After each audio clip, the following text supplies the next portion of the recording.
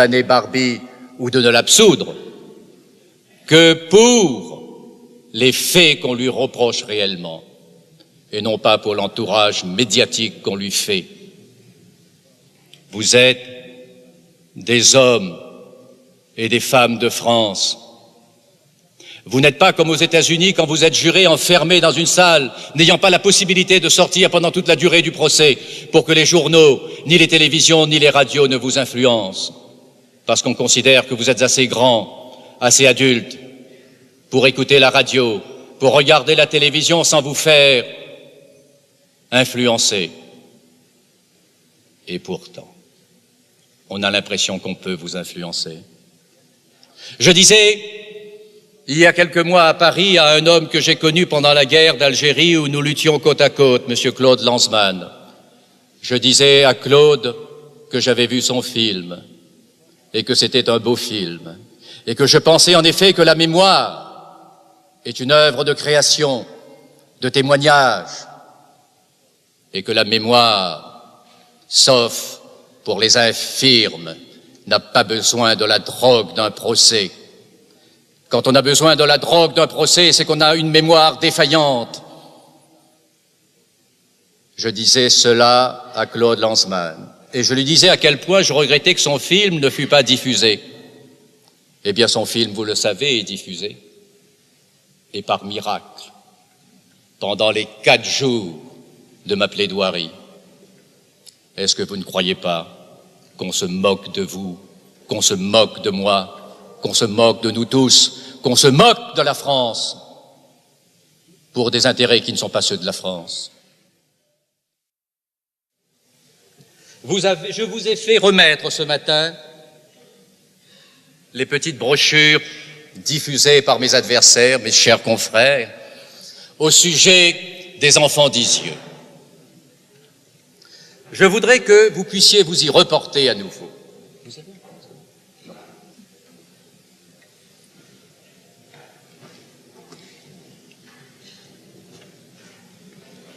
Si vous vous reportez à la page 12, vous comprendrez de quoi je parle. Vous avez une photo de groupe de l'armée allemande et une flèche vous désigne au milieu de ce groupe un jeune homme à l'air avantageux, les jambes écartées et les mains croisées sur le bas-ventre. Et en plus, il sourit. Et au clair-obscur de beaucoup de témoignages, Barbie apparaît en effet comme un petit homme vert, l'uniforme de la Wehrmacht, aux grandes oreilles. Dans le sillage de cette photo, les premiers témoins le dépeignent ainsi, et ainsi expliquent par là comment, après 40 ans, ils savent le reconnaître. Vous voyez, ce monsieur, les mains croisées, avec ses grandes oreilles et son sourire. Cette photo dont je ne sais si elle vient, elle aussi, du CDJC, c'est-à-dire du Centre de documentation juive contemporaine, a été versée au débat par M. Klarsfeld. L'ennui, c'est que si vous examinez cette photo, même sans être un expert aussi éminent que M. Klarsfeld ou que messieurs les procureurs de Francfort, chacun s'aperçoit que ce jeune militaire, aussi remarquables oreilles, n'appartient pas à la SS, mais à la Wehrmacht. La place des aigles sur son uniforme. Vous avez un aigle sur le côté droit de sa vareuse. Les SS ne portaient pas l'aigle sur la poitrine. La forme de la boucle de son ceinturon. La boucle est rectangulaire. C'est la boucle traditionnelle des ceinturons dans l'armée allemande. Et si nous pouvions regarder avec une loupe, on verrait inscrit sur cette boucle la devise de l'armée allemande, Gott mit uns, Dieu avec nous. Alors que la forme de la boucle du ceinturon des SS est un cercle, est un rond, avec au milieu la devise des SS, mon honneur, c'est ma fidélité. Deuxièmement, si vous regardez cet homme, et point n'est besoin d'être comme feu le baron Benoît Méchain, un spécialiste de l'armée allemande, pour distinguer sur une photo les chevrons d'un sous-off des galons d'un officier. Et cette photo qu'on vous a remise, qui est dans le dossier, prétend confondre l'accusé, alors qu'elle vous présente un autre. Il faut une confiance religieuse pour ne pas trembler devant cette imposture éclatante. Nous l'avons fait remarquer, on ne nous a pas cru. Ne jouissant pas auprès des organismes officiels de la République fédérale allemande des prérogatives des partis civils, nous avons fait publier la photo dans un journal allemand et demandé aux survivants, s'ils s'en trouvaient, de se faire connaître.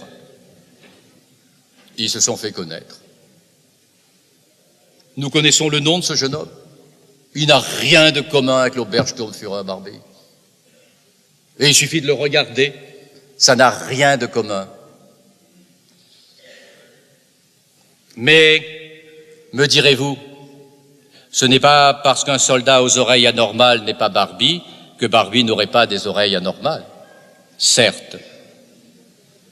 Nous avons donc demandé à monsieur le juge d'instruction de faire examiner les oreilles de l'accusé par des anatomistes. Le rapport est au dossier. Il constate ce que vous pouvez tous constater, vous avez tous constaté que les oreilles de monsieur Barbie sont banales. Comme est banale la mise sous influence des témoins dans cette affaire. Quant aux premiers témoins auriculaires, il leur restera à adapter péniblement leur témoignage à la réalité. Madame von Steinberg, à l'instruction, affirmait reconnaître Barbie à une anomalie de son oreille gauche. Elle a prétendu à l'audience qu'il ne s'agissait pas d'une anomalie, mais seulement d'une particularité. Un renflement anormal de l'antellix. C'est ainsi qu'on reconnaît un homme. Monsieur Mario Blardone, dont personne ne discute les qualités et les mérites de résistant, arrêté par la Feldgendarmerie, dénoncé par un membre de son réseau, entendu le 20 juin, écoutez, entendu le 20 juin 1980 par le colonel Laforgue, il affirme avoir vu le chien de Barbie mordre des prisonniers, je cite, et même les seins. Réentendu 3 ans plus tard, le 26 avril 1983, par le maréchal des logis Cuchet, ses souvenirs deviennent plus précis, si je puis dire. J'ai même vu, déclare-t-il, une séance où le chien policier abusait d'une prisonnière, ce qui semblait amuser beaucoup les SS présents et Barbie lui-même. Ce propos, il l'a répété à l'audience, ce propos a été répété dans tous les journaux, dans tous les médias, ce propos vous a ému. Mais aujourd'hui, il est temps, l'émotion passée, d'y réfléchir. La torture est liée dans l'imaginaire, même d'honnêtes gens, à la sexualité. Encore ne faut-il pas, quand on laisse libre cours à son imagination, essayer en même temps d'être crédible. Je ne voudrais pas m'étendre plus qu'il ne m'est nécessaire sur cette scène, par respect pour vous. Mais nous savons tous, mesdames, messieurs, nous ne sommes plus des enfants. Nous savons tous que la perversion est étrangère aux animaux et que pour les amener à avoir des rapports contre nature avec des êtres humains, à plus forte raison avec des femmes, vous comprenez pourquoi. Un homme peut violer une chèvre, il ne lui demande pas son avis, mais pour un chien puisse violer une femme, il faut encore que la femme l'y incite, au moins par une posture indécente. Monsieur Blardone,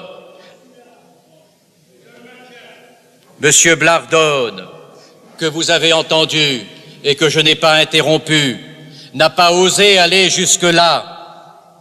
Mais cela est impossible. Réfléchissez, une femme étendue, évanouie, un chien ne peut pas la posséder. Un chien ne peut posséder qu'une chienne assise à 4 pattes. Et si la femme, dans un spectacle obscène, dans un porno shop, prend cette position, C'est elle qui incite le chien. Mais ne dites pas qu'un chien a violé une prisonnière étendue par terre. Monsieur Blardone, d'ailleurs, n'a pas osé aller jusqu'à prétendre que la femme avait pris cette position. Laissons-le donc à ses obsessions, même si à l'audience, le récit des mauvais traitements subis et de la déportation pouvait lui apporter par surprise une certaine crédibilité. Ce n'est pas d'eux, ni même un chien, que Madame Lagrange verra, elle, dans le bureau de Barbie, mais elle verra l'animal diabolique par excellence. Elle verra un chat, que les cris, les pleurs, les coups, apparemment, laissent de marbre. Un film hollywoodien diffusé sur Antenne 2 nous a donné de cette scène dans le bureau de Barbie, transformée en boudoir, une illustration particulière. Il est vrai que Madame Lagrange, s'il faut en croire une interview qu'elle a donnée au Dauphiné Libéré le 16 novembre 1986 et qui n'a jamais été démentie par elle, m'aurait vu, je vous le cite, lors d'une confrontation avec Barbie, en présence du juge Riss et de ses avocats à elle m'aurait vu rouler un cigare sur ma cuisse comme Carmen.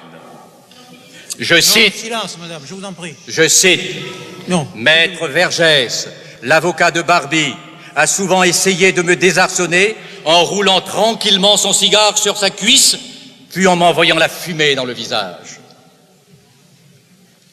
Technique dont on aperçoit difficilement l'intérêt pour la recherche policière. Monsieur Badinter et Klarsfeld, dans un premier temps, excluez les résistants de l'humanité. Monsieur le procureur général vous a rappelé ce genre de débat. Du coup, les partis civils niaient leur qualité de résistants qu'elles revendiquaient un an plus tôt. Madame Lagrange, par exemple, déclarait « J'avais déclaré que nous avions été dénoncés en tant que résistants et que juifs. En fait, c'est bien en qualité de juifs que nous avons été arrêtés. Donc, elle est dénoncée en tant que résistant et que juif, et c'est en qualité de juif qu'elle prétend être arrêtée. J'avais distribué des tracts anti-nazis.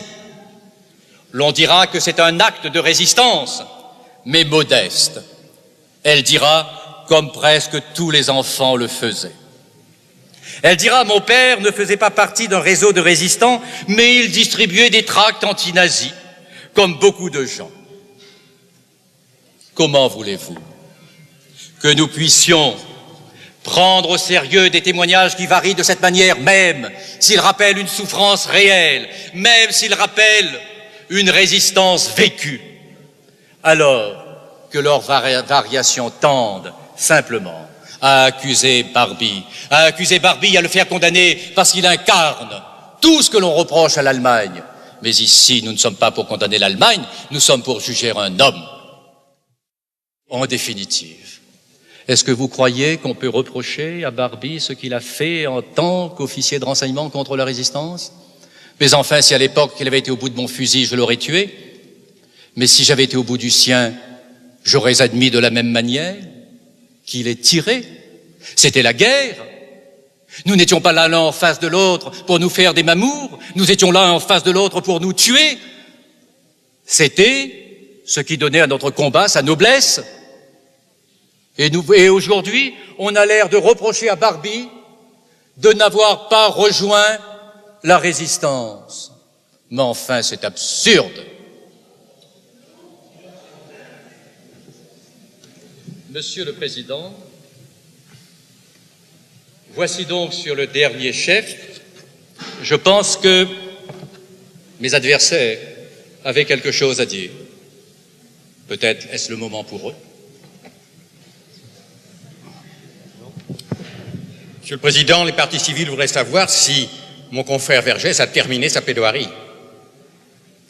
Je n'ai sûrement pas terminé puisque je vous répondrai. Je pense qu'il faut faire une différence entre la réponse et la réplique et la plaidoirie.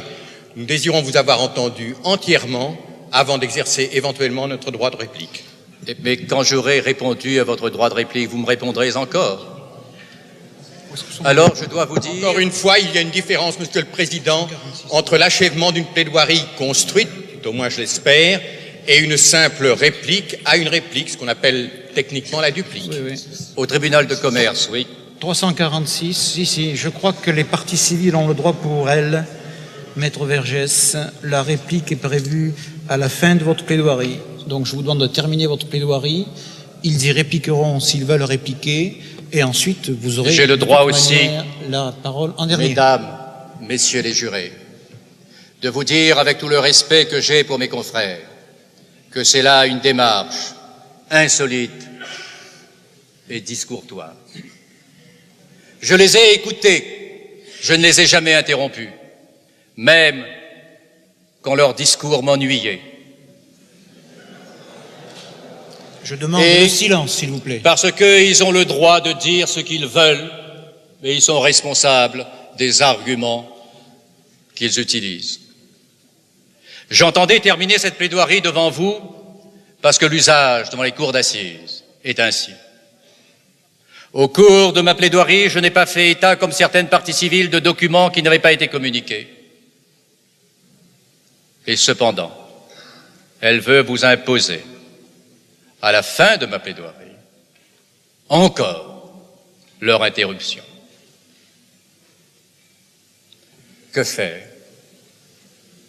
Il ne me reste plus qu'à subir.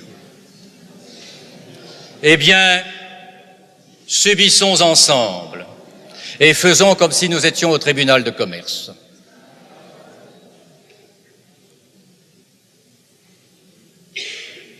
Ainsi, maître, c'est vous qui me défendez aujourd'hui. Comme c'est étrange, me disait un jour au quartier Saint-Joseph Klaus Altmann. C'est, lui répondis-je, Klaus Barbie, que le monde est changeant et plein de contradictions, mais qu'il a sa logique. En théorie, des agents du gouvernement français ont organisé le rap de mon client pour le punir. À y regarder de près, je me demande s'il ne s'agit pas de bien autre chose. Et d'abord, mesdames, messieurs les jurés, de rouvrir contre la France l'interminable, l'obsédant procès, qu'en toute mauvaise conscience, la France ne cesse de se faire à elle-même depuis la défaite de 1940 et les suites de sa capitulation. Nulle part au monde cette période n'entretient encore, comme ici, ces controverses passionnées, je dirais même cette espèce d'obsession maladive, sujet scabreux s'il en est. Sans elle, nous savons bien que nous ne serions pas ici face à face. Puisque mes adversaires prétendent vouloir la justice, examinons donc si le traumatisme de 1940 permet de la rendre et seulement de s'en approcher.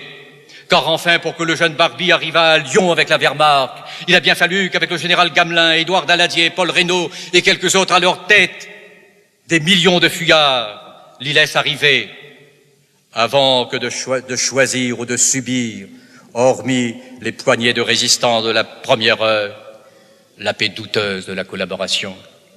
Monsieur le Président, Mesdames et Messieurs les jurés, situer la cause première de ces audiences à l'effondrement national de 1940 ne se peut surprendre personne. Ma plaidoirie, cependant, s'éloignerait de l'essentiel des débats si elle se bornait à rappeler cette évidence, sans établir comment l'accusation, les parties civiles en usent, sans le dire, pour vous solidariser à votre insu d'une entreprise elle aussi vieille d'un demi-siècle, mais toujours fringante dans sa néfaste et terrible efficacité. Là, Barbie n'est plus en cause, dans la mesure même où il le serait par ailleurs. Les Français, nous le savons tous, gardent une immense honte du désastre de 1940 et de ses suites. Ce procès s'efforce à sa façon d'en apaiser les troubles par transfert de responsabilité et de châtiment sur Barbie, promis au rôle de victime expiatoire.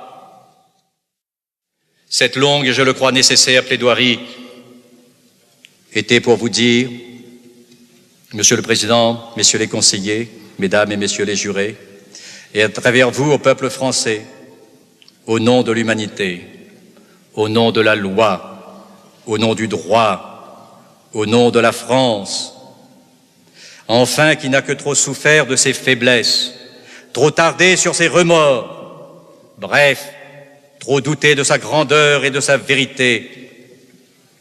Acquittez sans plus tarder Klaus Barbie, victime expiatrice par trop commode d'un bataillon de la vengeance qui n'est pas l'armée des victimes innombrables et fraternelles.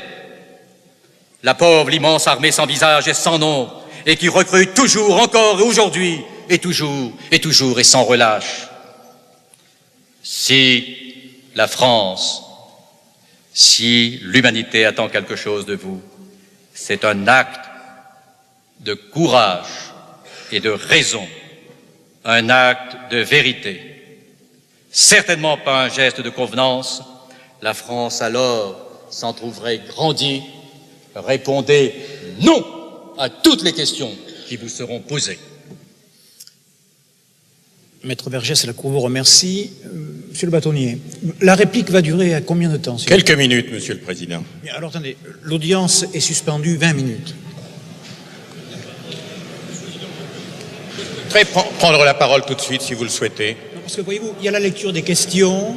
Je crois Monsieur le Président, je pense que tout le monde sera d'accord pour que je prenne la parole tout de suite. Je me permets d'insister. Bien. Alors, l'audience continue. Je vous en prie.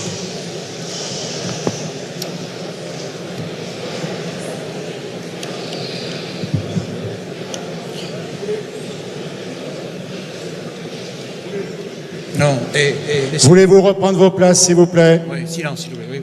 Alors, maître, monsieur Bâtonnier. Monsieur le Président, messieurs les conseillers, messieurs et mesdames, messieurs les jurés, parlant au nom des parties civiles, je n'userai pas d'enflure du vocabulaire. Le Code de procédure pénale permet aux parties civiles de répliquer. En fait, ce droit n'est exercé que dans des circonstances exceptionnelles. Nous estimons que ces circonstances ne sont pas réunies aujourd'hui. Et mon confrère Zaoui m'a autorisé à le dire, lui qui s'était réservé le droit de répliquer il y a 2 jours. Depuis 3 jours, la défense a pu s'exprimer librement. Ce que nous avons entendu est la démonstration, d'abord, que la défense est libre. D'autre part, que ce procès si critiqué par elle est un procès équitable au sens international du mot et qu'il fait l'honneur de la France. La défense a choisi et développé ses arguments. Certains nous ont été insupportables. Nous les avons supportés. Ce fut notre dernière contribution à ce procès équitable. Les propos tenus trouvent leur réponse dans leur caractère excessif même. Tout ce qui est excessif devient dérisoire.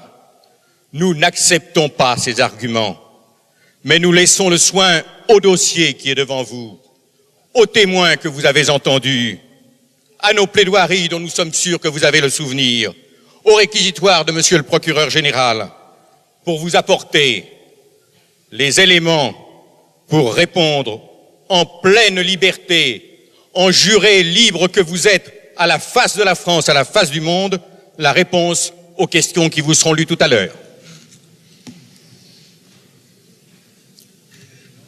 Je vous donne la parole, maître Vergès. Président, messieurs les conseillers, mesdames, messieurs les jurés, je serai bref. Je m'attendais d'abord à ce qu'il n'y ait pas d'intervention, puisque la décision avait été prise de ne pas intervenir. Et pour expliquer qu'on n'intervenait pas, on est intervenu. D'habitude, dans une réplique, on relève une erreur dans la plaidoirie de la défense. Je constate qu'ici, on n'a relevé aucune erreur. Je pensais qu'on allait vous dire qu'il était normal dans les télex de l'armée allemande de dater de 1943 la signature d'un télex qui arrivait le lendemain en 1944. Sur le télex d'Isieux, j'attendais une explication, elle n'est pas venue. Par contre, vous avez eu, comme si vous étiez des enfants, une mise en garde de Monsieur le bâtonnier. Il faut que vous sachiez que nous sommes des avocats ici, que le bâtonnier est le premier d'entre nous, mais qu'il est un avocat comme les autres et qu'il n'a aucune autorité particulière à vous admonester ou à nous admonester. Nous sommes ici sur le même plan, et c'est pour cela que lui répondant, je vous dis, ne l'écoutez pas. Il ne vous a apporté aucun argument d'autorité. Et ceci prouve à quel point, de ce côté-ci, les partis civils n'ont aucun argument à vous opposer aux arguments que moi, j'ai développés depuis 2 jours.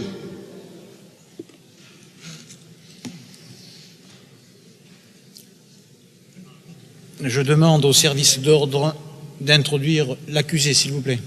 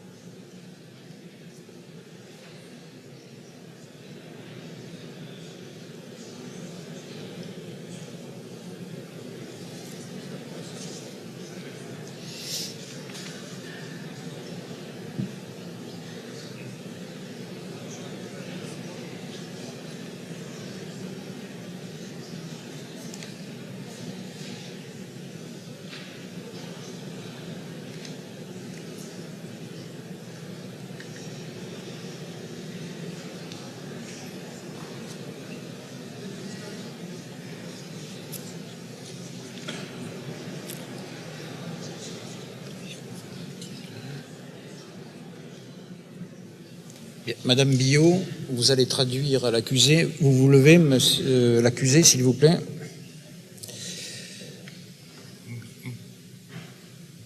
Vous connaissez les faits qui vous sont reprochés. Au cours de ces 8 semaines de débat, vous traduisez, madame, s'il vous plaît, vous avez été tenu rigoureusement au courant de leur contenu. Dans quelques instants, la Cour et les jurés vont se retirer pour délibérer. Auparavant, la faculté vous est offerte de vous exprimer si vous l'estimez utile. Je vous pose donc la question, avez-vous quelque chose à dire pour votre défense ? Oui, Monsieur le Président. Quelques mots en français.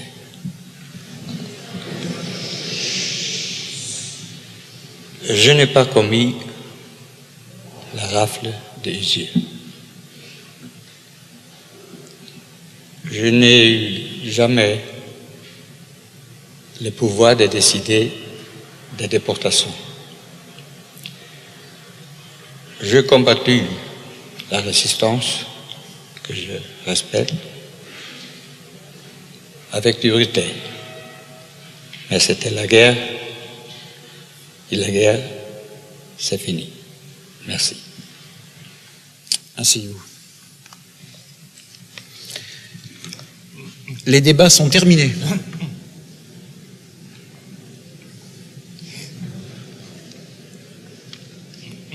Je demande le silence, s'il vous plaît.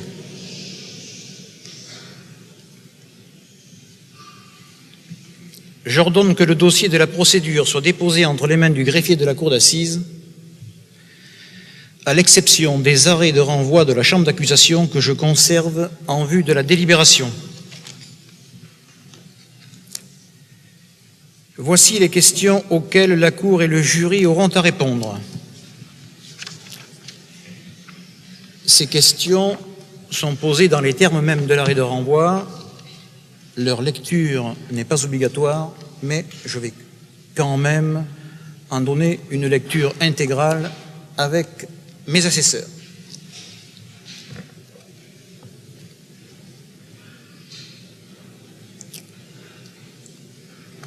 Complicité d'assassinat des Juifs arrêtés à l'UGIF le 9 février 1943. Question numéro 1. Est-il constant qu'en Allemagne et dans les territoires occupés par celle-ci à l'est de l'Europe, courant en 1943, 1944 et 1945, des homicides volontaires ont été commis sur plusieurs dizaines de personnes d'origine juive, appréhendées le 9 février 1943 à Lyon, au siège de l'Union générale des Israélites de France? Question numéro 2. Ces homicides volontaires ont-ils été commis avec préméditation? Question numéro 3. L'accusé Klaus Barbie est-il coupable d'avoir à Lyon et sur le territoire français en 1943 aidé ou assisté avec connaissance les auteurs des actions spécifiées à la question numéro 1 et qualifiées à la question numéro 2 dans les faits qui les ont préparés ou facilités? Question numéro 4. L'accusé Klaus Barbie est-il coupable d'avoir ainsi pris part à l'exécution d'un plan concerté pour réaliser la déportation, l'extermination de populations civiles pendant la guerre ou bien des persécutions pour des motifs politiques, raciaux ou religieux, les dits meurtres avec préméditation? Mesdames et messieurs les jurés, avant que la Cour et le jury se retirent, je dois vous donner lecture de l'instruction suivante qui figure à l'article 353 du Code de procédure pénale. La loi ne demande pas compte aux juges des moyens par lesquels ils se sont convaincus. Elle ne leur prescrit pas de règles, desquelles ils doivent faire particulièrement dépendre la plénitude et la suffisance d'une preuve. Elle leur prescrit de s'interroger eux-mêmes dans le silence et le recueillement, et de chercher dans la sincérité de leur conscience quelle impression ont faite sur leur raison les preuves rapportées contre l'accusé et les moyens de sa défense. La loi ne leur fait que cette seule question qui renferme toute la mesure de leur devoir. Avez-vous une intime conviction? Je donne pour instruction au chef du service d'ordre de faire garder les issues de la chambre des délibérations dans laquelle nul ne pourra pénétrer pour quelque cause que ce soit sans mon autorisation. Garde, vous faites retirer l'accusé. L'audience est suspendue.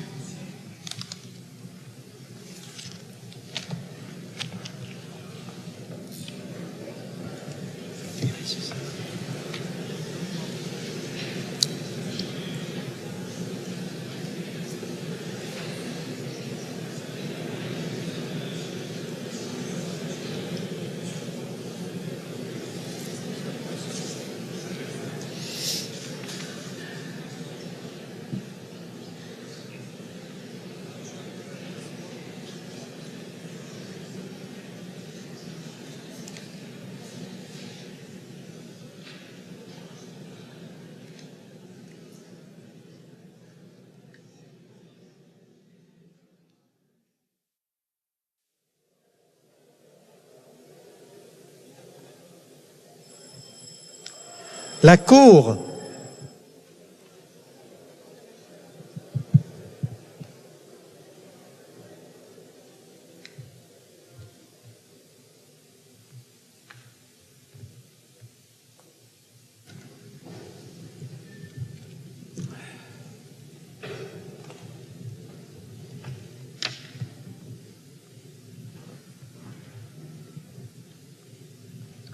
Mesdames et messieurs, veuillez vous asseoir.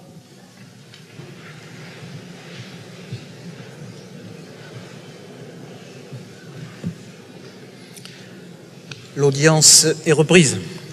Vous introduisez l'accusé, s'il vous plaît, service d'ordre.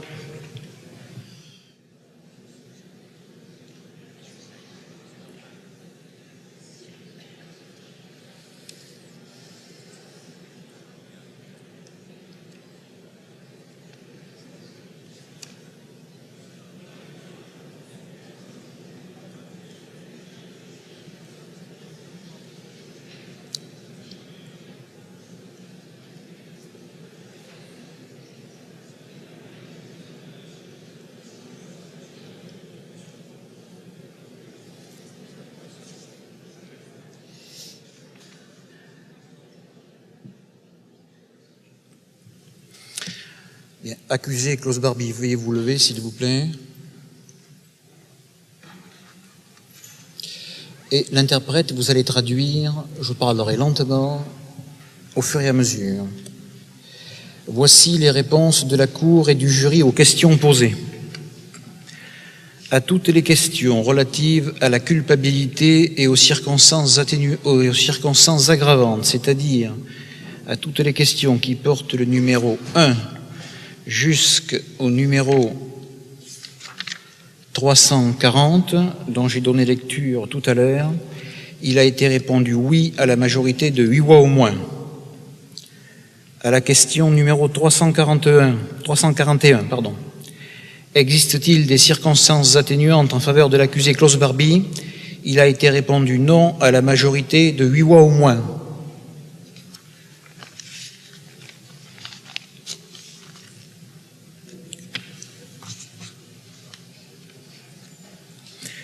Vu la déclaration de la Cour et du jury,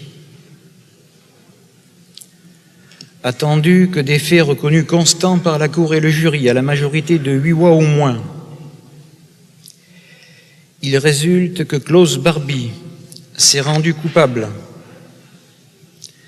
premièrement, d'avoir, en 1943, à Lyon et sur le territoire français, commis un crime contre l'humanité en prenant part à l'exécution d'un plan concerté pour réaliser la déportation, l'asservissement et l'extermination de populations civiles ou de persécution pour des motifs politiques, raciaux ou religieux, se rendant complice par aide ou assistance avec connaissance dans les faits qui ont préparé ou facilité leur action des auteurs du meurtre avec préméditation commis sur un groupe de plusieurs dizaines de personnes d'origine juive, appréhendées le 9 février 1943 à Lyon, au siège de l'Union générale des Israélites de France, le dit meurtre avec préméditation entrant dans les faits constatés par le tribunal militaire international de Nuremberg dans son jugement des 30 septembre et 1er octobre 1946.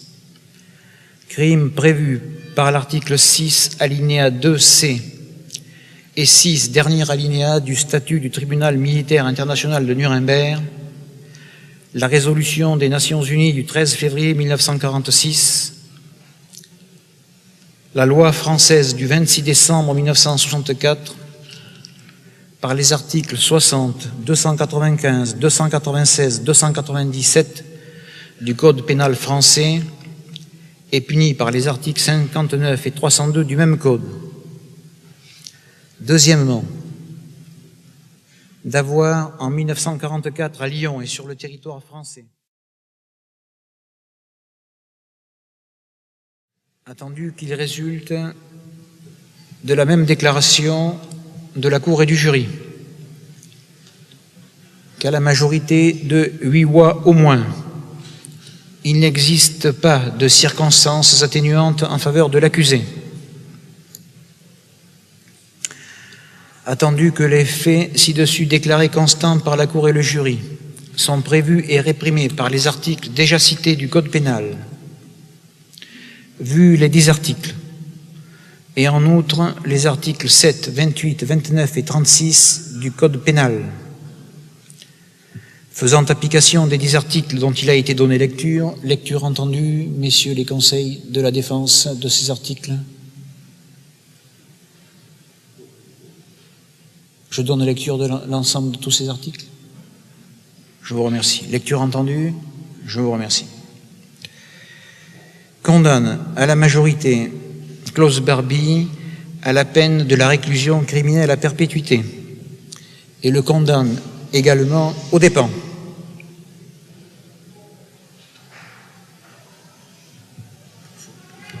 Silence, s'il vous plaît. Klaus Barbie, vous traduisez ma déclaration toujours. Vous disposez de 5 jours francs pour vous pourvoir en cassation. Passé ce délai de 5 jours, votre pourvoi ne sera plus recevable.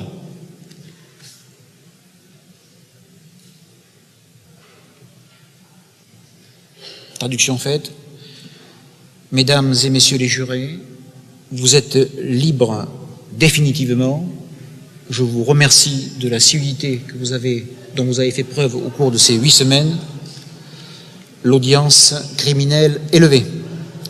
L'audience... Silence, s'il vous plaît, je vous en prie. Silence, s'il vous plaît. Silence, s'il vous plaît. Un petit peu de dignité, s'il vous plaît. L'audience criminelle est levée. L'audience civile va suivre dans quelques instants. Vous faites sortir l'accusé quelques instants, l'audience civile va suivre.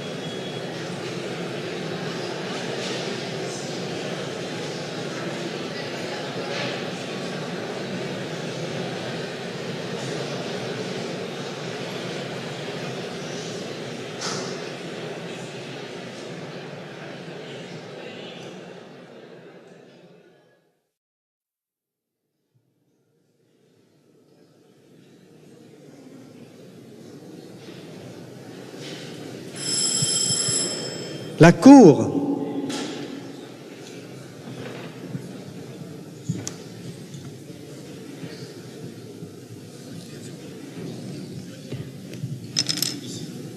Bien.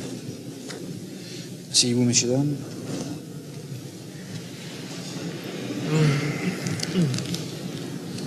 L'audience civile est ouverte.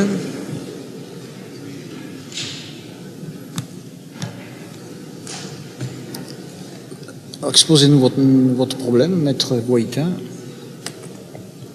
Au nom de mes confrères, maître Jacques Vergès et Mbemba, monsieur le président, monsieur les conseillers, Qu'est-ce que c'est ça?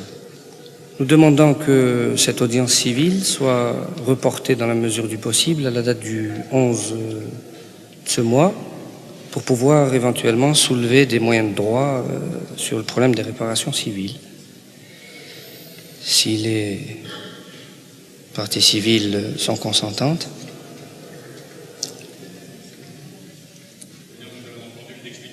Confrères, nous en prenons acte et bien entendu, nous sommes d'accord pour ce renvoi au samedi 11 juillet à 9h. Si. Ah. Non. Monsieur le Président, je voudrais dire pour ma part, oui, Alain Lévy, je ne comprends pas cette demande que je trouve tout à fait inacceptable et déplacée, pour ne pas dire plus. Dans la mesure où, après la condamnation de Klaus Barbie, les parties civiles demandent 1 franc de dommages-intérêts, je ne vois pas quels sont les moyens de droit qui peuvent être soulevés sur cette demande symbolique, et je ne voudrais pas développer plus cet élément. C'est la raison pour laquelle, en ce qui me concerne personnellement, je m'oppose à cette demande de renvoi. Ministère public, vous avez une opinion? Oui. Oui?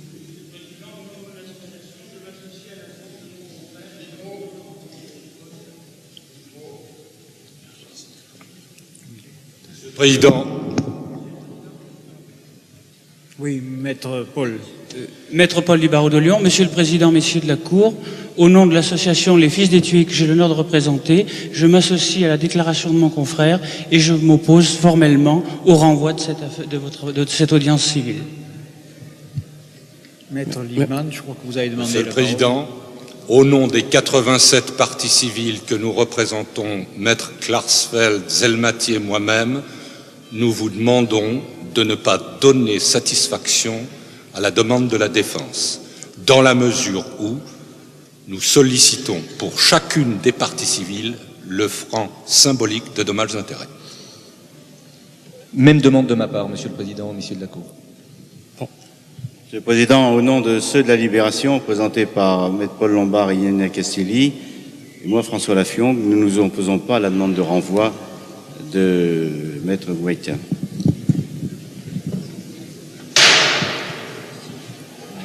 Monsieur le Président, Messieurs les conseillers, au nom de la Ligue des droits de l'homme, partie civile, je ne m'oppose absolument pas à la demande de renvoi qui est présentée et je ne vois pas de raison de la refuser.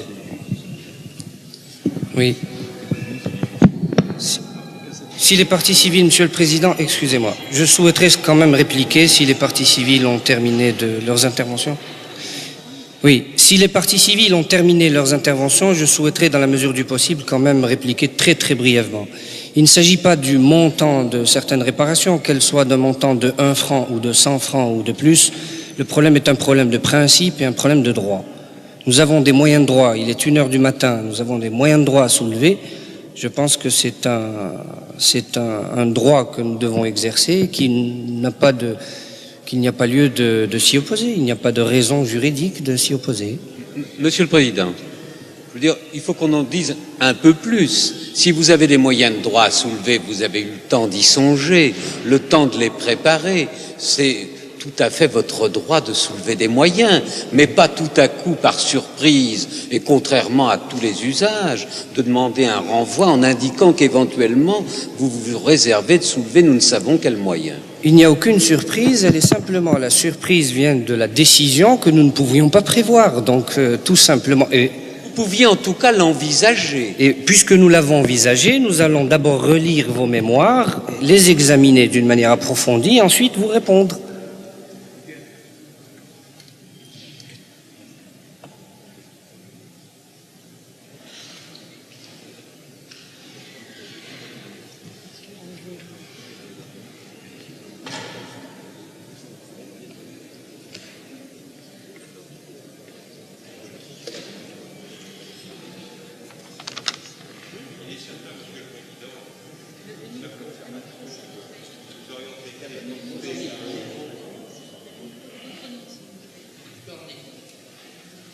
Didier Scornichi, nous aurions été portés volontiers à admettre un renvoi si par ailleurs l'ensemble de nos confrères avaient été présents à cette audience civile. Non, pour la demander. Je les représente, donc je ne vois pas ce que leur présence physique pourrait ajouter de plus. Je les représente. Oui, mais enfin, les symboles, vous savez, on n'en est pas un symbole près. Hein. Bien, la Cour se retire pour en délibérer.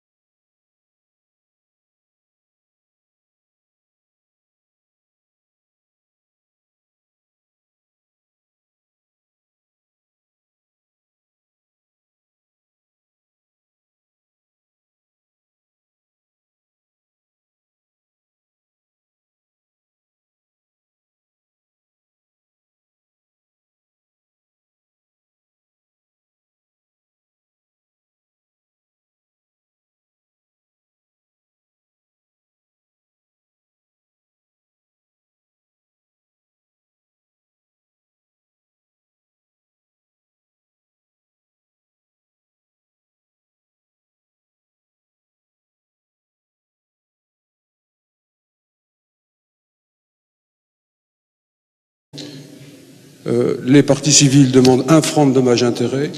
Je ne vois pas quels sont les moyens de droit qui peuvent être soulevés sur cette demande symbolique et je ne voudrais pas développer plus cet élément. C'est la raison pour laquelle, en ce qui me concerne personnellement, je m'oppose à cette demande de renvoi. Ministère public, vous avez une opinion? Oui. Oui.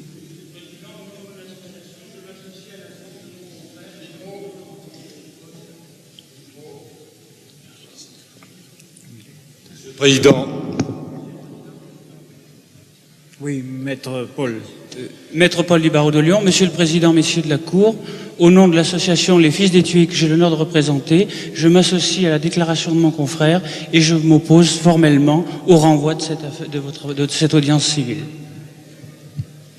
Maître Liebman, je crois que vous avez demandé Monsieur le Président, au nom des 87 parties civiles que nous représentons, Maître Klarsfeld, Zelmati et moi-même, nous vous demandons de ne pas donner satisfaction à la demande de la défense, dans la mesure où nous sollicitons pour chacune des parties civiles le franc symbolique de dommages et intérêts.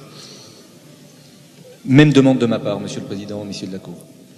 Monsieur le Président, au nom de ceux de la Libération, présentés par Maître Paul Lombard et Yannick Castilly, et moi, François Laffiong, nous ne nous opposons pas à la demande de renvoi de Maître Gouaïtia.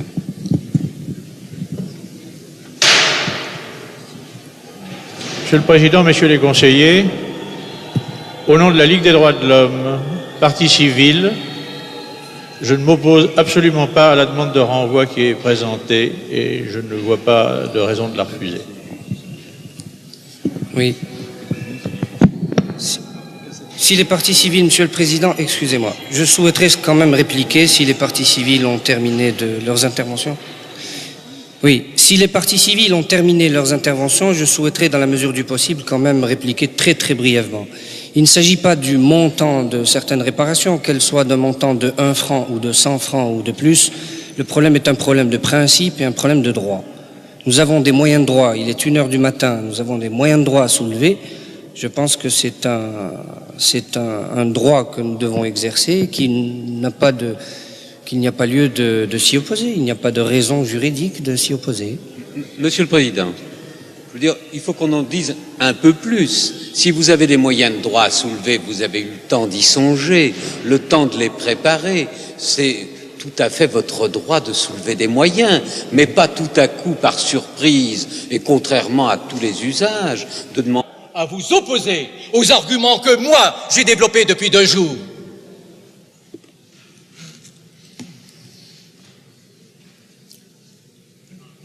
Je demande au service d'ordre d'introduire l'accusé, s'il vous plaît.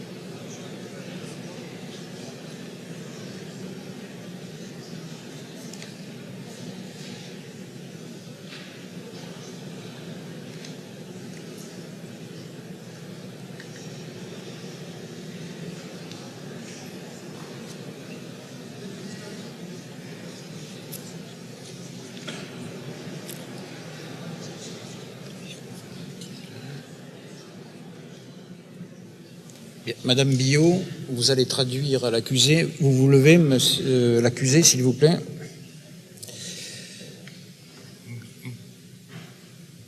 Vous connaissez les faits qui vous sont reprochés. Au cours de ces 8 semaines de débat, vous traduisez, madame, s'il vous plaît, vous avez été tenu rigoureusement au courant de leur contenu. Dans quelques instants, la Cour et les jurés vont se retirer pour délibérer. Auparavant, la faculté vous est offerte de vous exprimer si vous l'estimez utile. Je vous pose donc la question, avez-vous quelque chose à dire pour votre défense? Oui, Monsieur le Président. Quelques mots en français.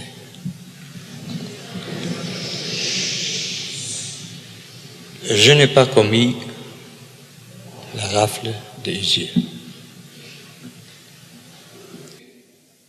Entendu le 20 juin 1980 par le colonel Laforgue, il affirme avoir vu le chien de Barbie mordre des prisonniers, je cite, et même les seins. Réentendu 3 ans plus tard, le 26 avril 1983, par le maréchal des logis Cuchet, ses souvenirs deviennent plus précis, si je puis dire. J'ai même vu, déclare-t-il, une séance où le chien policier abusait d'une prisonnière, ce qui semblait amuser beaucoup les SS présents et Barbie lui-même. Ce propos, il l'a répété à l'audience. Ce propos a été répété dans tous les journaux, dans tous les médias. Ce propos vous a ému. Mais aujourd'hui, il est temps, l'émotion passée, d'y réfléchir. La torture est liée dans l'imaginaire, même d'honnêtes gens, à la sexualité. Encore ne faut-il pas, quand on laisse libre cours à son imagination, essayer en même temps d'être crédible. Je ne voudrais pas m'étendre plus qu'il ne m'est nécessaire sur cette scène, par respect pour vous. Mais nous savons tous, mesdames, messieurs, nous ne sommes plus des enfants. Nous savons tous que la perversion est étrangère aux animaux et que pour les amener à avoir des rapports contre nature avec des êtres humains, à plus forte raison avec des femmes, vous comprenez pourquoi. Un homme peut violer une chèvre, il ne lui demande pas son avis, mais pour un chien puisse violer une femme, il faut encore que la femme l'y incite, au moins par une posture indécente. Monsieur Blardone,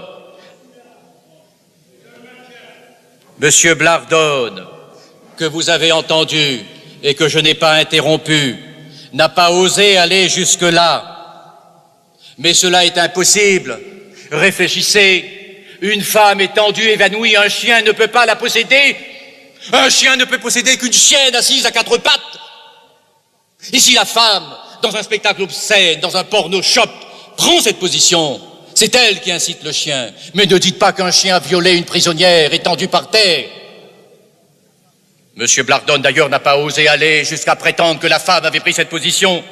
Laissons-le donc à ses obsessions. Même si à l'audience, le récit des mauvais traitements subis et de la déportation pouvait lui apporter par surprise une certaine crédibilité. Ce n'est pas d'eux, ni même un chien, que Madame Lagrange verra, elle, dans le bureau de Barbie, mais elle verra l'animal diabolique. National de 1940 ne se peut surprendre personne. Ma plaidoirie, cependant, s'éloignerait de l'essentiel des débats si elle se bornait à rappeler cette évidence, sans établir comment l'accusation, les parties civiles, en usent, sans le dire, pour vous solidariser à votre insu d'une entreprise, elle aussi vieille d'un demi-siècle, mais toujours fringante dans sa néfaste et terrible efficacité. Là, Barbie n'est plus en cause, dans la mesure même où il le serait par ailleurs. Les Français, nous le savons tous, gardent une immense honte du désastre de 1940 et de ses suites. Ce procès s'efforce à sa façon d'en apaiser les troubles par transfert de responsabilité et de châtiment sur Barbie, promis au rôle de victime expiatoire. Cette longue et, je le crois, nécessaire plaidoirie était pour vous dire, Monsieur le Président, Messieurs les conseillers, Mesdames et Messieurs les jurés, et à travers vous au peuple français, au nom de l'humanité, au nom de la loi, au nom du droit, au nom de la France, enfin qui n'a que trop souffert de ses faiblesses, trop tardé sur ses remords, bref, trop douté de sa grandeur et de sa vérité. Acquitté sans plus tarder Klaus Barbie, victime expiatrice par trop commode d'un bataillon de la vengeance qui n'est pas l'armée des victimes innombrables et fraternelles. La pauvre, l'immense armée sans visage et sans nom, et qui recrute toujours, encore et aujourd'hui, et toujours et sans relâche. Si la France, Si l'humanité attend quelque chose de vous, c'est un acte de courage et de raison, un acte de vérité. Certainement pas un geste de convenance. La France alors s'en trouverait grandie. Répondez non à toutes les questions qui vous seront posées. Maître Vergès, la Cour vous remercie.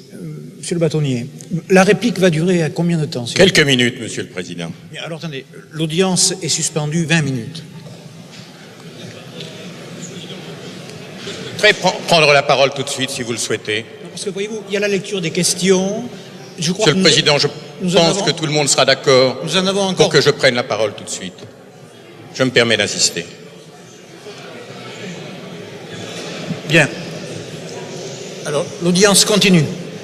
Je vous en prie.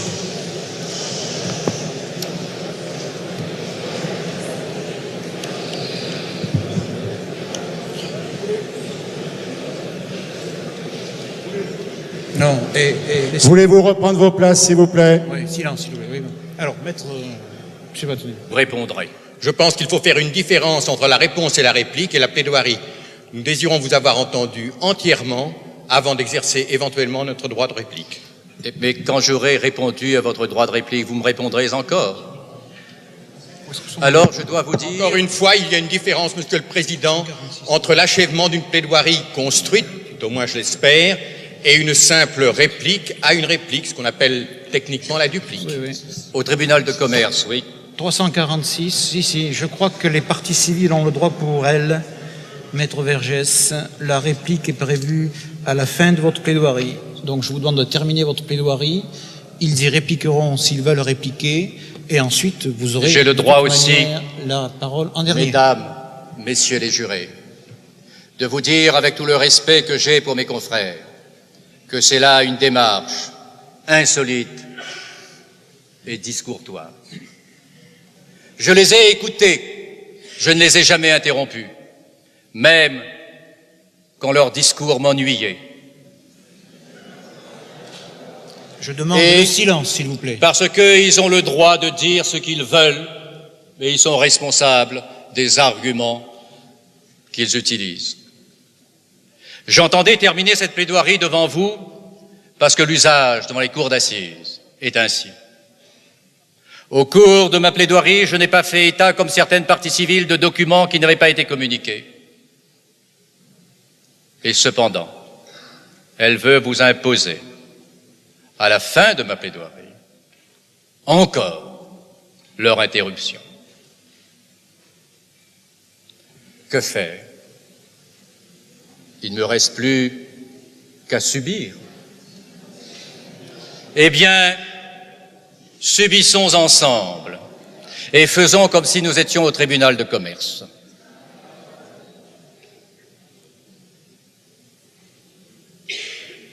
Ainsi, maître, c'est vous qui me défendez aujourd'hui.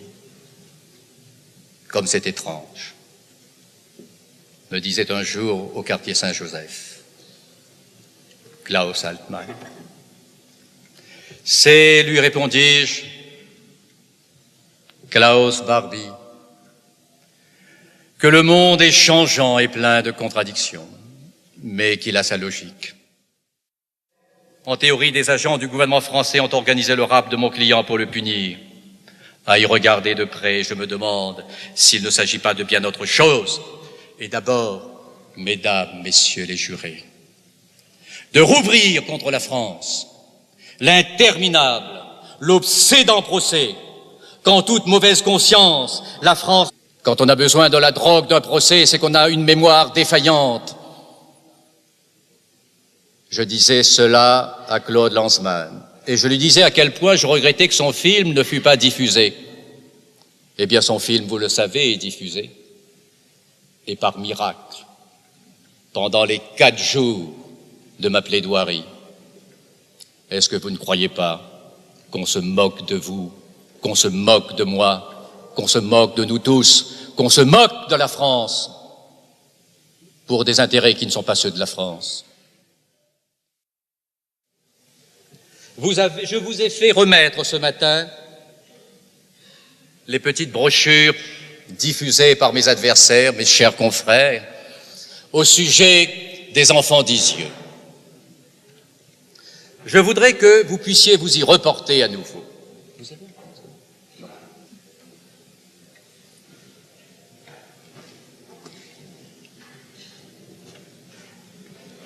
Si vous vous reportez à la page 12, vous comprendrez de quoi je parle. Vous avez une photo de groupe de l'armée allemande et une flèche vous désigne au milieu de ce groupe un jeune homme à l'air avantageux, les jambes écartées et les mains croisées sur le bas-ventre. Et en plus, il sourit. Et au clair-obscur de beaucoup de témoignages, Barbie apparaît en effet comme un petit homme vert, l'uniforme de la Wehrmacht, aux grandes oreilles. Dans le sillage de cette photo, les premiers témoins le dépeignent ainsi, et ainsi expliquent par là comment, après 40 ans, ils savent le reconnaître. Vous voyez, ce monsieur, les mains croisées, avec ses grandes oreilles et son sourire. Cette photo, dont je ne sais si elle vient, elle aussi, du CDJC, c'est-à-dire du Centre de documentation juive contemporaine, a été versée au débat par M. Klarsfeld. L'ennui, c'est que si vous examinez cette photo, même sans être un expert aussi éminent que M. Klarsfeld, ou que messieurs les procureurs de Francfort, chacun s'aperçoit que ce jeune militaire, aussi remarquables oreilles, n'appartient pas à la SS, mais à la Wehrmacht. La place des aigles sur son uniforme. Vous avez un aigle sur le côté droit de sa vareuse. Les SS ne portaient pas l'aigle sur la poitrine. Pour eux. Monsieur le Président, les partis civils voudraient savoir si mon confrère Vergès a terminé sa plaidoirie. Je n'ai sûrement pas terminé puisque je vous répondrai. Je pense qu'il faut faire une différence entre la réponse et la réplique et la plaidoirie. Nous désirons vous avoir entendu entièrement avant d'exercer éventuellement notre droit de réplique. Mais quand j'aurai répondu à votre droit de réplique, vous me répondrez encore. Alors, je dois vous dire... Encore une fois, il y a une différence, Monsieur le Président, entre l'achèvement d'une plaidoirie construite, au moins je l'espère, et une simple réplique à une réplique, ce qu'on appelle techniquement la duplique. Oui. Au tribunal de commerce, oui. 346, ici, je crois que les parties civiles ont le droit pour elles. Maître Vergès, la réplique est prévue à la fin de votre plaidoirie. Donc je vous demande de terminer votre plaidoirie. Ils y répliqueront s'ils veulent répliquer. Et ensuite, vous aurez... J'ai le droit aussi, la parole en dernier. Mesdames, Messieurs les jurés, de vous dire avec tout le respect que j'ai pour mes confrères que c'est là une démarche insolite et discourtoise. Je les ai écoutés, je ne les ai jamais interrompus, même quand leur discours m'ennuyait. Je demande le silence, s'il vous plaît. Parce qu'ils ont le droit de dire ce qu'ils veulent, mais ils sont responsables des arguments qu'ils utilisent. J'entendais terminer cette plaidoirie devant vous parce que l'usage devant les cours d'assises est ainsi. Au cours de ma plaidoirie, je n'ai pas fait état, comme certaines parties civiles, de documents qui n'avaient pas été communiqués. Et cependant, elle veut vous imposer, à la fin de ma plaidoirie, encore leur interruption. Que faire? Il ne me reste plus qu'à subir. Eh bien, subissons ensemble et faisons comme si nous étions au tribunal de commerce.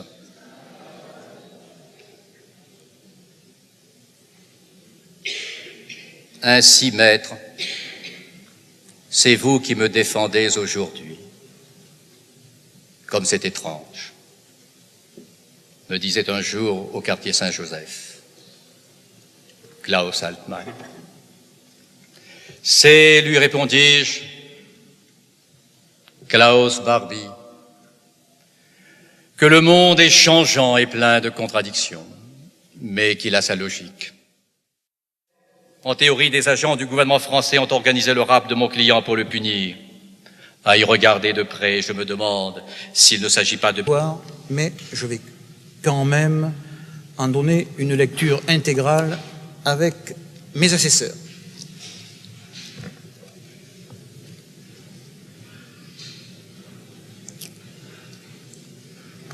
Complicité d'assassinat des Juifs arrêtés à Lugif le 9 février 1943.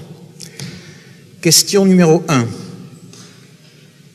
Est-il constant qu'en Allemagne et dans les territoires occupés par celle-ci à l'est de l'Europe, courant 1943, 1944 et 1945, des homicides volontaires ont été commis sur plusieurs dizaines de personnes d'origine juive, appréhendées le 9 février 1943 à Lyon, au siège de l'Union générale des Israélites de France?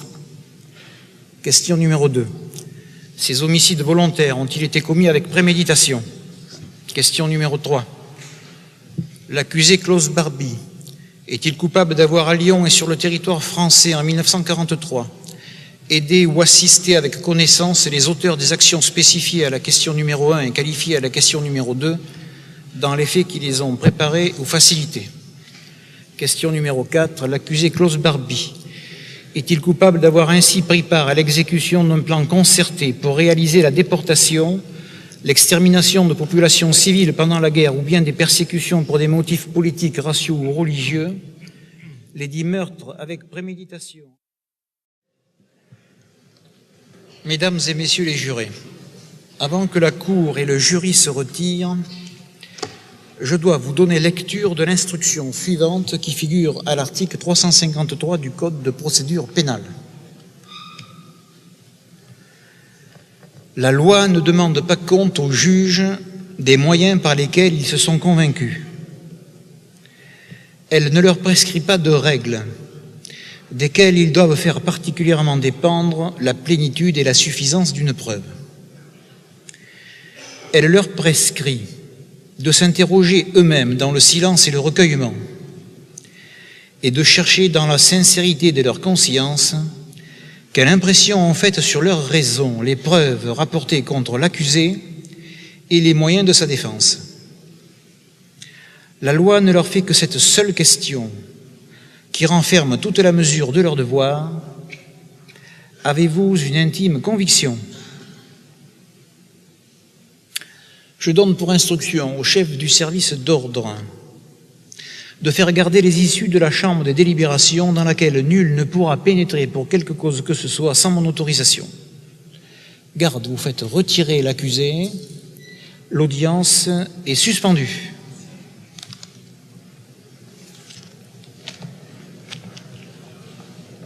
À le dire, lui qui s'était réservé le droit de répliquer il y a 2 jours. Depuis 3 jours, la défense a pu s'exprimer librement. Ce que nous avons entendu est la démonstration, d'abord, que la défense est libre. D'autre part, que ce procès si critiqué par elle est un procès équitable au sens international du mot et qu'il fait l'honneur de la France. La défense a choisi et développé ses arguments. Certains nous ont été insupportables. Nous les avons supportés. Ce fut notre dernière contribution à ce procès équitable. Les propos tenus trouvent leur réponse dans leur caractère excessif même. Tout ce qui est excessif devient dérisoire. Nous n'acceptons pas ces arguments, mais nous laissons le soin au dossier qui est devant vous, aux témoins que vous avez entendus, à nos plaidoiries dont nous sommes sûrs que vous avez le souvenir, au réquisitoire de Monsieur le procureur général, pour vous apporter les éléments pour répondre en pleine liberté, en juré libre que vous êtes à la face de la France, à la face du monde, la réponse aux questions qui vous seront lues tout à l'heure. Je vous donne la parole, Maître Vergès. Président, messieurs les conseillers, mesdames, messieurs les jurés, je serai bref. Je m'attendais d'abord à ce qu'il n'y ait pas d'intervention, puisque la décision avait été prise de ne pas intervenir. Et pour expliquer qu'on n'intervenait pas, on est intervenu. D'habitude, dans une réplique, on relève une erreur dans la plaidoirie de la défense. Je constate qu'ici, on n'a relevé aucune erreur. Je pensais qu'on allait vous dire qu'il était normal dans les télex de l'armée allemande de dater de 1943 la signature d'un télex qui arrivait le lendemain en 1944. Sur le télex d'Isieux, j'attendais une explication, elle n'est pas venue. Par contre, vous avez eu, comme si vous étiez des enfants, une mise en garde de monsieur le bâtonnier. Il faut que vous sachiez que nous sommes des avocats ici, que le bâtonnier est le premier d'entre nous, mais qu'il est un avocat comme les autres et qu'il n'a aucune autorité particulière à vous admonester ou à nous admonester. Nous sommes ici sur le même plan et c'est pour cela que lui répondant, je vous dis, ne l'écoutez pas. Il ne vous a apporté aucun argument d'autorité. Et ceci prouve à quel point, de ce côté-ci, mes adversaires avaient quelque chose à dire. Peut-être est-ce le moment pour eux? Monsieur le Président, les parties civiles voudraient savoir si mon confrère Vergès a terminé sa plaidoirie. Je n'ai sûrement pas terminé puisque je vous répondrai. Je pense qu'il faut faire une différence entre la réponse et la réplique et la plaidoirie. Nous désirons vous avoir entendu entièrement avant d'exercer éventuellement notre droit de réplique. Mais quand j'aurai répondu à votre droit de réplique, vous me répondrez encore. Alors, je dois vous dire... Encore une fois, il y a une différence, Monsieur le Président, entre l'achèvement d'une plaidoirie construite, au moins je l'espère, et une simple réplique à une réplique, ce qu'on appelle techniquement la duplique. Oui. Au tribunal de commerce, oui. 346, ici, je crois que les parties civiles ont le droit pour elles. Maître Vergès, la réplique est prévue à la fin de votre plaidoirie. Donc je vous demande de terminer votre plaidoirie. Ils y répliqueront s'ils veulent répliquer. Et ensuite, vous aurez... J'ai le droit aussi, la parole en dernier. Mesdames, messieurs les jurés, de vous dire avec tout le respect que j'ai pour mes confrères, que c'est là une démarche insolite et discourtoise. Je les ai écoutés, je ne les ai jamais interrompus, même quand leur discours m'ennuyait. Je demande le silence, s'il vous plaît. Parce qu'ils ont le droit de dire ce qu'ils veulent, mais ils sont responsables des arguments qu'ils utilisent. J'entendais terminer cette plaidoirie devant vous parce que l'usage devant les cours d'assises est ainsi. Au cours de ma plaidoirie, je n'ai pas fait état, comme certaines parties civiles, de documents qui n'avaient pas été communiqués. Et cependant, elle veut vous imposer, à la fin de ma plaidoirie, encore leur interruption. Que faire? Il ne me reste plus qu'à subir. Eh bien, subissons ensemble et faisons comme si nous étions au tribunal de commerce.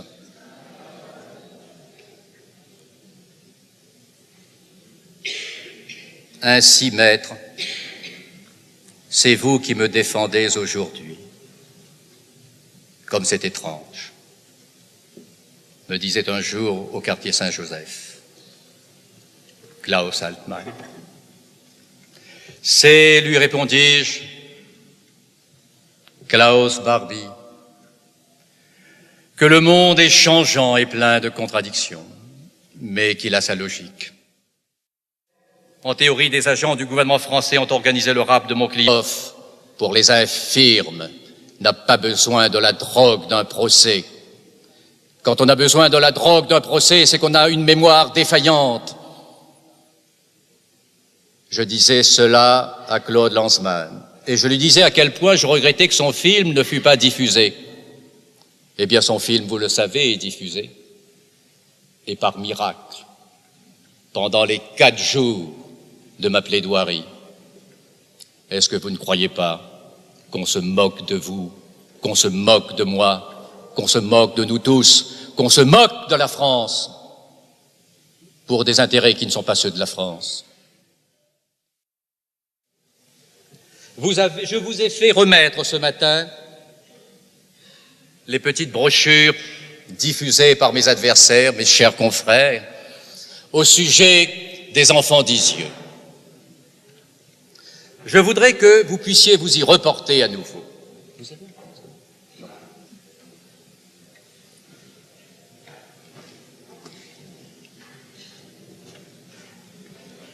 Si vous vous reportez à la page 12, vous comprendrez de quoi je parle. Vous avez une photo de groupe de l'armée allemande et une flèche vous désigne au milieu de ce groupe un jeune homme à l'air avantageux, les jambes écartées et les mains croisées sur le bas-ventre. Et en plus, il sourit. Et au clair-obscur de beaucoup de témoignages, Barbie apparaît en effet comme un petit homme vert, l'uniforme de la Wehrmacht, aux grandes oreilles. Dans le sillage de cette photo, les premiers témoins le dépeignent ainsi, et ainsi expliquent par là comment, après 40 ans, ils savent le reconnaître. Vous voyez, ce monsieur, les mains croisées, avec ses grandes oreilles et son sourire. Cette photo dont je ne sais si elle vient, elle aussi, du CDJC, c'est-à-dire du Centre de documentation juive contemporaine, a été versée au débat par M. Klarsfeld. L'ennui, c'est que si vous examinez cette photo, même sans être un expert aussi éminent que M. Klarsfeld, ou que messieurs les procureurs de Francfort, chacun s'aperçoit que ce jeune militaire, aussi remarquables oreilles, n'appartient pas à la SS, mais à la Wehrmacht. La place des aigles sur son uniforme. Vous avez un aigle sur le côté droit de sa vareuse.